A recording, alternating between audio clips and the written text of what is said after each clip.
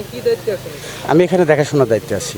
প্রকল্পের দেখাশোনার দায়িত্বে আমার কাছে। আন্ডারে কতগুলো লোক কাজ করে? আমার আন্ডারে এখন বর্তমানে আপনার লোক আছে, ওয়ার্কার দিয়ে, ম্যানেজার দিয়ে 13 জন। আমরা আসলে যে রাস্তাটার কাজ করতেছি, এই রাস্তাটার কাজ করার সাকিমে আমাদের এই যে রাসেল ভাই উনি অনেকটা সহযোগিতা করতেছে, যেমন তার জায়গা দিছে, তার জায়গাতে মালগুলো রিসিভ করে রাখতেছে।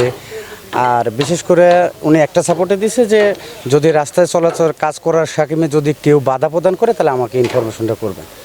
তো এখনও কোনো বাধা পাই নাই, যতটুকু পাইছি সেটুকু কাজ আমরা আপাতত এখনও হাত দিই নাই। বাকি যে ওইদিক পিছন দিকে যাওয়ার পরে কি হবে সেটা পরবর্তী আপনাদের জানানো হবে যে আসলে ওইদিকের পরিবেশটা কি। আমরা শরীফবাগ বাজার থেকে আমরা যে 420 মিটার পর্যন্ত কাজ করছি, এখানে আমাদের কোনো এখনও সমস্যা হয় না। শরীফবাগ বাজার থেকে আমাদের 2300 মিটার পর্যন্ত কাজ আমার সম্পূর্ণ এখনও হয় নাই। আমার শুধু ম্যাকাডমের কাজটা হয়েছে 420 মিটার পর্যন্ত।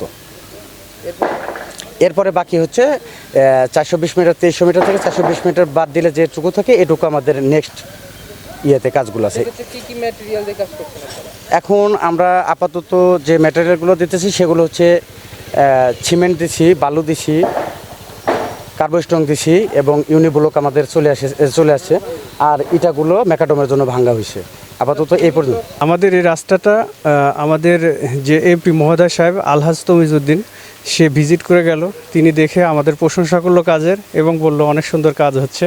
সে আমাদের সাথে একই অটোতে আমরা চলে গেলাম কাকরান ব্রিজ পর্যন্ত, আবার আসলাম। আমাদের কাজ দেখে খুশি এবং আমাদের কাজের সার্বিক সাহায্য সহযোগিতার জন্য যদি কেউ এখানে কোনো চাঁদা বা এমপির পরিচয় দেয় যে আত্মীয় হই, এদের পরিচয় আইডেন্টিফিকেশন করে জানাইতে বলছে এবং বলছে রাস্তার আমরা ভালো মানের কাজ করে যেন বের হতে পারি, এই সার্বিক সাহায্য সহযোগিতা করবে। এবং আমাদের এখানে যে র ম্যাটেরিয়ালগুলো ইউজ করতেছি সবগুলান এ ক্লাস, এখানে কোনো খারাপ র ম্যাটেরিয়াল নাই। দেখতেই পাচ্ছেন আমাদের যে ব্লক কংক্রিট সবগুলান ভালো। সবাই জানেন যে এই গ্রামটাই আলহাজ তমিজউদ্দিন সাহেবের এবং তার বাড়ির পাশের রাস্তা।